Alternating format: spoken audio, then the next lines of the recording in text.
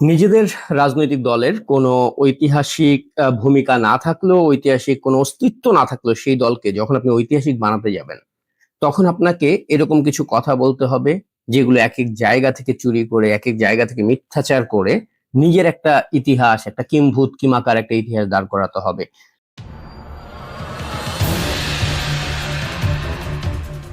ঠিক সেই কাজটাই করতেছে তারেক জিয়া। গতকালকে দেখছেন যে সন্তোষে ভাসানীর শ্রদ্ধা জানাতে গিয়ে, ভাসানীর সমাধিতে শ্রদ্ধা জানাতে গিয়ে তারেক জিয়া বলেছে যে 1979 সালে নির্বাচনের সময় মাওলানা ভাসানী শহীদ রাষ্ট্রপতি জিয়াউর রহমানকে ডেকে নিয়ে বলেছেন, আজকে থেকে আমি তোমার হাতে ধানের শীষ তুলে দিলাম। ভয়ঙ্কর মিথ্যাচার।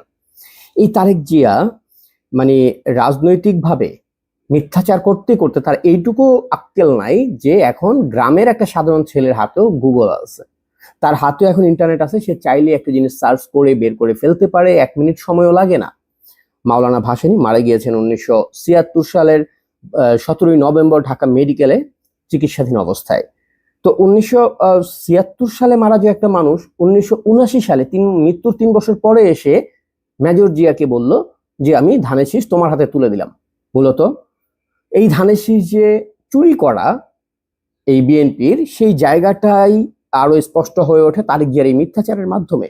এই বিষয়টা নিয়ে কথা বলবো এবং সেই ভাসানীর ন্যাপ এবং ন্যাপের শুধুমাত্র প্রতীক কি চুরি করেছে বিএনপি, না আরো অনেক কিছুই চুরি করেছে।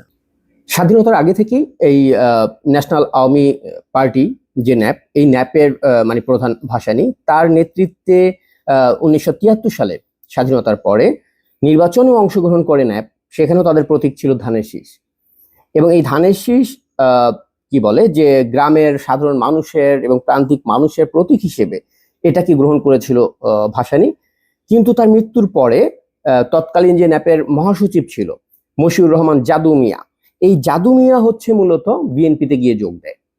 বিএনপিতে যোগ দেবার পরে তারপরে হচ্ছে গিয়ে বিএনপিকে এই জাদু মিয়াই হচ্ছে গিয়ে এই প্রতীকটা নেওয়ার জন্য বিএনপিকে উদ্বুদ্ধ করে। এবং সেই মুহূর্তে যেহেতু ধানের শীষ নিয়ে ন্যাপের একটা প্রচারণা ছিল, ভাসানীর একটা গ্রহণযোগ্যতা ছিল, সেই জায়গাটাকে ব্যবহার করার জন্য, যেহেতু সামরিক শাসনের মধ্যে থাকা একটা দল, যার কোনো গণমানুষের মধ্যে যার কোনো ভিত্তি ছিল না, কিছুই ছিল না, কিছু মানুষকে নিয়ে বিভিন্ন দল থেকে আসা মানুষ, তাদেরকে নিয়ে হচ্ছে গিয়ে তৈরি এই বিএনপি। যেরকম এই মশিউর রহমান যিনি জাদু মিয়া, এই জাদু মিয়া হচ্ছে ন্যাপের একটা বড় অংশকেই নিয়ে যুক্ত হয় বিএনপির সঙ্গে। তেমন বিভিন্ন দল থেকে বিভিন্ন জনকে টেনে টেনে বিভিন্ন নেতাদেরকে নিয়ে তাদের কর্মীদের সহকারে বিএনপিতে যোগদানে এক ধরনের প্রলোভন দেখানো, সেই প্রলোভন দেখানোর মাধ্যমেই বিএনপির জন্ম। বিএনপি রাষ্ট্র ক্ষমতায় থাকা একজন স্বৈর শাসক, একজন সেনা শাসকের অধীনে জন্ম নেয় একটা দল। যেই বিএনপি গণতন্ত্রের কথা বলে বারবার, এই বিএনপির জন্ম প্রক্রিয়াটাই গণতান্ত্রিক না। এই বিএনপির জন্মটাই গণমানুষের মধ্যে থেকে না, ক্যান্টনমেন্টে বসা একজন সেনা প্রধানের মানে ক্ষমতার বলয়ের মধ্য থেকে এই বিএনপির জন্ম। এবং যখন তারা জন্ম নেয় এইভাবে, তখন তারা গণমানুষের কাছে নিজেদের গ্রহণযোগ্যতা তৈরি করার জন্য মূলত এই জাদু মিয়ার মতো কিছু মানুষকে নিজের দলে ভেড়ায়। জাদু মিয়া যখন বিএনপিতে যুক্ত হয়, তখন হচ্ছে গিয়ে এই ধানের শীষ প্রতীকটা জাদু মিয়া দাবি করে যে সে যেহেতু দলের একটা বড় অংশই তার সঙ্গে রয়েছে, সে যেহেতু বিএনপিতে বিলীন হয়ে যাচ্ছে, এখন যেহেতু সে আর ন্যাপ করবে না, অতএব এই প্রতীকটা তার। মানে বিষয়টা অনেকটা এরকম যে ধরেন আপনারা 5 জন মিলে কোনো একটা প্রতিষ্ঠান দাঁড় করাইছেন, কিন্তু তার মধ্যে একজন যে একটু প্রভাবশালী হয়ে উঠেছে, ধরেন ভাসানীর মৃত্যুর পরে জাদু মিয়া প্রভাবশালী হয়ে উঠলো সেই জায়গা থেকে। কারণ ভাসানীর অন্যতম যে কি বলে যে আস্থাভাজন ব্যক্তি ছিল এই মশিউর রহমান জাদু মিয়া। ভাসানী যখন কোনো অনুষ্ঠানে যেতে পারতেন না, তখন তাকে পাঠানো হতো সেখানে। তো এই যে প্রভাবের জায়গাটা, এটাকে ব্যবহার করে যদু মিয়া হচ্ছে বিএনপিতে যোগ দেয়। তো বিষয়টা এরকম যে 5 জন মিলে আপনারা একটা কোনো প্রতিষ্ঠান দাঁড় করাইছেন, একজন যার একটু প্রভাব রয়েছে সে প্রতিষ্ঠান ছেড়ে যাবে, সে যাবার সময় বললো যে এই দোকানের নামটা আমি নিয়ে যাবো, হ্যাঁ, যেহেতু আমার পাওয়ার বেশি। তো জাদু মিয়া হচ্ছে ন্যাপে সেই সময় সেই প্রভাবশালীদের একজন ছিল, যেই কারণে সে যখন চলে যায় কোনো রকম সাংগঠনিক কি বলে সিদ্ধান্তের তোয়াক্কা না করেই সেই সময় সে ধানের শীষটা বিএনপির হাতে তুলে দেয়। মূলত ভাসানী না, ভাসানী মৃত্যুর পরে এই যে জাদু মিয়ার মতো একজন প্রতারক, একজন হচ্ছে গিয়ে যিনি মূলত ন্যাপের সঙ্গে প্রতারণা করে বিএনপিতে যোগ দিয়েছিল, তার হাত ধরেই বিএনপি দখলে নেয় এই ধানের শীষ প্রতীকটাকে। এবং এই যে দখলে নেওয়া, এই দখলে নেওয়ার পরে প্রথম বিএনপি নির্বাচন করে এই ধানের শীষ প্রতীকে, কিন্তু তখন ইতিমধ্যে ভাসানী মৃত্যু হয়ে গেছে। যেটা তারেক জিয়া গুরুতরভাবেই মিথ্যাচারটা করতেছে যে ভাসানী তাকে দিয়ে গিয়েছিল। না, ভাসানীর মৃত্যুর পরে মশিউর রহমানের এই জাদুর হাত ধরে হচ্ছে গিয়ে এই প্রতীকটাকে দখলে নেয় বিএনপি, যেটা নিয়ে এখন পর্যন্ত ন্যাপের যারা প্রবীণ নেতা রয়েছে তাদের সঙ্গে আপনি কথা বললে দেখবেন যে ন্যাপের মধ্যে একটা তীব্র ক্ষোভ রয়েছে, একটা অস্বস্তি রয়েছে, একটা ঘেন্না রয়েছে বিএনপির ব্যাপারে। কারণ প্রতীকটাকে তারা ক্ষমতার জোরে তখন, যেহেতু রাষ্ট্রপতি জিয়া দখল করেছে, কেউ কিছু বলবার মতো উপায় ছিল না, সঙ্গে আবার যদু মিয়ার মতো দালাল যুক্ত হয়েছে। তো ভাসানীর এই পুরো ধানের শীষ প্রতীকটাকে বিএনপির দখলে নেওয়াটা হচ্ছে গিয়ে পুরাপুরি ভাবে একটা কি বলে প্রেসার দেওয়ার মতো করে নিয়ে নেয়া। এখানে ভাসানী কোনোদিনই দেয়নি। আর তারিক জিয়া যেটা দাবি করেছে যে ভাসানীর মৃত্যুরও 3 বছর পরে ভাসানী জিয়াকে ডেকে বলল, আসো তোমাকে আমি এই ধানের শীষটা দিয়ে গেলাম। আমি কমন সেন্স থেকে বুঝতে পারি মৃত্যুর 3 বছর পরে একটা মানুষ ফিরে এসে জিয়াকে দিতে পারে না। হ্যাঁ, মৃত্যুর পরে আসলে রাজনীতি করার কোনো সুযোগ নেই। তারপরও তারেক জিয়া, যেহেতু তাদের নিজের ঐতিহাসিক অবস্থান তেমন কিছু নেই, যেহেতু তার জন্মই স্বাধীনতার অনেক পরে, অতএব কিভাবে নিজেকে স্বাধীনতার সঙ্গে কানেক্ট করবে? যেমন ওই যে ম্যাগর জিয়া, যাকে বাংলাদেশে কেউ চিনত না, প্রান্তিক মানুষ পর্যন্ত চিনত না, রাজনীতির লোক চিনত না, কেউ না। এই দেশে শত শত মেজরের মতো একটা মেজর, সেই মেজর নাকি স্বাধীনতার ঘোষণা দিয়ে ফেলছে এবং তার ডাকে পুরো বাংলাদেশ ঝাঁপাইয়া পড়ছে। আসলে মেজর জিয়া কে ছিল? তার কে চিনত তখন? বঙ্গবন্ধুর নাম বলে তখন যদি রাস্তার একজন কৃষকও ঘোষণা দিত, মানুষ নেমে যেত। বঙ্গবন্ধু ছিল সেই নেতা।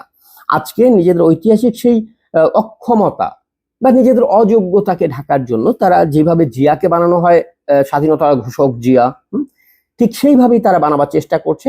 যে মাওলানা ভাসানী জিয়াকে ডেকে নিয়ে বলেছে যে এই প্রতীকটা আজকে থেকে বাবা তোমাকে দিলাম, তুমি এটা রক্ষা করো। পুরো ব্যাপারটাই বিএনপির যে ইতিহাস নেই, ঐতিহাসিক কোনো ভূমিকা নেই এই দেশে, সেটারই প্রতিফলন। এবং বিএনপি কি শুধুমাত্র এই কাজটাই করেছে, মানে ন্যাপের প্রতীক দখল করেছে ভাসানীর? না, সে দখল করেছে ওই সেই সময়। আচ্ছা, আরেকটা ইনফরমেশন দিয়ে নিই আপনাদেরকে। এই যে মশিউর রহমান জাদু মিয়া ধরেন বিএনপিতে যোগ দিল এবং তার যে দল ন্যাপের পুরো কি বলে প্রতীকটাকে নিয়ে গেল, এটার জন্য কি তার কোনো লাভ হয় নাই? বিএনপি তাকে কি কমিটমেন্ট করছিল? বিএনপি তাকে প্রথমবার যখন বিএনপি ক্ষমতায় আসে, এই যদু মিয়াকে প্রধানমন্ত্রী বানানো হয়েছিল। হ্যাঁ, বিএনপিতে যোগ দেওয়ার পরে তৎকালীন যে প্রেসিডেন্ট ছিল জিয়াউর রহমান, তিনি বিএনপি থেকে প্রথম প্রধানমন্ত্রী হয় মশিউর রহমান জাদু মিয়া। অতএব এখানে একটা এগ্রিমেন্টের বিষয় ছিল যে তুমি ভাসানীর যে প্রতীক আছে সেটা আমাকে দেওয়ার ব্যবস্থা করো, তোমাকে আমি একটা পদ দেব। ওকে প্রধানমন্ত্রী বানিয়েছিল কিছুদিনের জন্য এই কি বলে জিয়াউর রহমান। সো এটা হচ্ছে রাজনৈতিকভাবে একটা দলের পুরো অস্তিত্বকে নিজেদের ভেতরে বিলীন করে নেয়ার একটা ষড়যন্ত্র ছিল, কারণ বিএনপির জন্মটাই ষড়যন্ত্রের মাধ্যমে। তো শুধুমাত্র এই প্রতীক নেওয়া পর্যন্ত কি বিএনপি থেমেছে? না, বিএনপি থামেনি। সেই ব্যাপারটাও নিয়ে একটু আপনাদেরকে ধারণা দিই যে কিভাবে ন্যাপের অফিস, কিভাবে ভাসানী ভবন হয়ে যায় বিএনপির কার্যালয়। প্রতীক বেদখল হয়ে যাওয়ার পরে এই বিএনপি মূলত পল্টনে যে ন্যাপের যে অফিস ছিল, যেটাকে ভাসানী ভবন নামে সবাই চেনে, আজকেও আপনারা কেউ পল্টনে গিয়ে ভাসানী ভবন খুঁজলে পাবেন, কিন্তু ভাসানী ভবনে ভাসানীর কোনো অস্তিত্ব পাবেন না। এই যে ভাসানীর অস্তিত্ব পাবেন না, কিন্তু সেখানে পাবেন আপনি বিএনপি ঢাকা মহানগরের কার্যালয়ে। এবং এই বিষয়টা আরো আগেই ঘটেছে, বিএনপি ন্যাপের কার্যালয় পর্যন্ত দখল করেছে। এবং এই বিষয়টা নিয়ে আমি একটা স্মৃতিচারণ থেকে পড়তে চাই। এই যে যেই কি বলে হোটেল, মানে যেটা নিচে হোটেল বানিয়েছে, এটা ওটা অনেক কিছু করেছে এখন বিএনপি, সেই পুরো ভবনটার নামটা এখন পর্যন্ত ভাসানী ভবন, কিন্তু সেখানে ভাসানীর কোনো চিহ্ন পাবেন না। সেই জায়গায় 75 বছর বয়সী জিয়াউল হক, যিনি ভাসানী স্মৃতি সংসদের সভাপতি, তিনি তার যে বয়ান, সেই বয়ান অনুযায়ী বলা হয় যে 1967 থেকে 1968 সালে এই যে ভাসানী ভবনটা, এটা হচ্ছে ন্যাপ ভাড়া নেয়। তো এই ভাসানী ভবনটা সেই 1967-68 সাল থেকেই মূলত ভাসানী ভবন নামে পরিচিত। এটা ন্যাপের অফিস। ন্যাপ এরপরে এরশাদ সরকারের আমলে এটাকে ভাড়ার চুক্তি বাড়িয়েছে, বিভিন্ন সময় এটা চুক্তি বাড়িয়ে এই ভবনটাকে আসলে নিজেদের অফিস, নিজেদের কার্যালয় হিসেবে ব্যবহার করতো। সেটা হচ্ছে গিয়ে যখন সাদেক হোসেন খোকা যখন হচ্ছে গিয়ে মেয়র, সেই সময় মূলত বিএনপিকে এটা ভাড়া দেওয়া হয় একরকম। বিএনপি পক্ষ থেকে বলে যেহেতু ন্যাপের কার্যক্রম কমে গেছে, তাই এই জায়গাটাকে তারা কিছুটা অংশ ভাড়া নিতে চায়, দ্বিতীয় তলার একটা অংশ ভাড়া নেবে। কিন্তু তখন ভাড়া নেবার পরেও, মানে মূলত সাদেক হোসেন খোকা তার প্রভাবের মাধ্যমে এটাকে দখল করেছিল। সেই জায়গায় যখন দখল করার পরে কয়েক মাস তারা একটা ভাড়া নামমাত্র ভাসানী পরিষদকে পরিশোধ করে। তারপর থেকে এই যে জিয়াউল হক 75 বছর বয়সী, যে যিনি হচ্ছে গিয়ে ভাসানী স্মৃতি সংসদের সভাপতি, তিনি পরবর্তীতে জানান যে বিএনপি ভাড়া নেয়, প্রথম দিকে ভাড়ার টাকা দিল, পরে আর দেয়নি, এমনকি বিদ্যুৎ বিলও পরিশোধ করে নাই। এই দীর্ঘদিনে প্রায় 27 লাখ টাকার শুধুমাত্র বিদ্যুৎ বিল বকেয়া আছে। এবং যেই প্রথম যেহেতু এটা ভাড়া নিয়েছিল, জায়গাটা হচ্ছে গিয়ে আপনার স্মৃতি সংসদ, ভাসানী স্মৃতি সংসদ, সেই জায়গা থেকে যে 27 লাখ টাকার বকেয়া বিল পুরোটাই এখন তাদের কাঁধে। বিএনপি এই প্রতীক তো দখল করেছে, অফিস দখল করেছে। অফিস দখল করবার পরে সেই অফিসে যে ধরেন কি বলে আপনার অফিসের যে দায়, হ্যাঁ, ভাড়া, কারেন্ট বিল, এটা ওটা কোনো কিচ্ছু পরিশোধ করেনি। প্রত্যেকটা জিনিস ভাসানীর সেই সংস্থার কাঁধে তুলে দিচ্ছে। এই যে দখল প্রক্রিয়া বিএনপি ন্যাপের এবং হচ্ছে গিয়ে ভাসানীর প্রতীক থেকে শুরু করে সব কয়টা জায়গাকে তারা দখল করেছে, যেই কারণে এই যে দখল প্রক্রিয়া, এই যে তাদের চুরির প্রক্রিয়া, এটাকে ধামাচাপা দিতে গিয়ে বিভিন্ন ধরনের ইতিহাস তাদেরকে সামনে তুলে আনতে হচ্ছে। যে মৃত্যুর 3 বছর পরে স্বপ্নে এসে ভাসানী বলে গেল, ম্যাগর জিয়া তোমাকে দিয়ে গেলাম, হ্যাঁ, ধানের শীষ। এই যে পুরো মিথ্যাচারগুলো, এগুলো হচ্ছে গিয়ে বিএনপির রাজনৈতিক দেউলিয়াত্বের প্রমাণ। এদের যে রাজনৈতিক কোনো ইতিহাস নেই, এদের যে রাজনৈতিকভাবে কোনো অবস্থান নেই, অতীতে কোনো অবস্থান ছিল না তাদের, সেই জায়গাটাকে গোপন করবার জন্য প্রতিনিয়ত বিএনপি এই ধরনের মিথ্যাচারগুলো করে থাকে।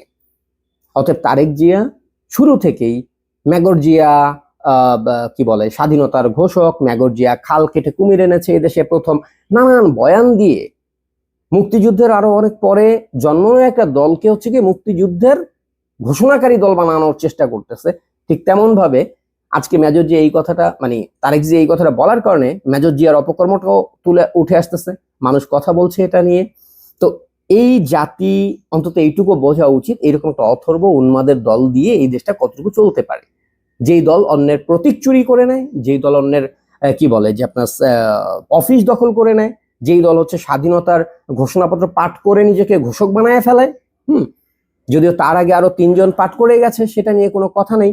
ইভেন আপনারা জানেন যে 25শে মার্চের পরে 26শে মার্চে আওয়ামী লীগের যতগুলো কার্যালয় ছিল, সেই কার্যালয়ে যারা দপ্তরি ছিল, পিয়ন থাকতো, সেই পিয়নরা হ্যান্ড মাইক নিয়ে নিয়ে বঙ্গবন্ধুর পক্ষ থেকে স্বাধীনতার ঘোষণাপত্র পাঠ করেছে, সেটাও ইতিহাসে আছে।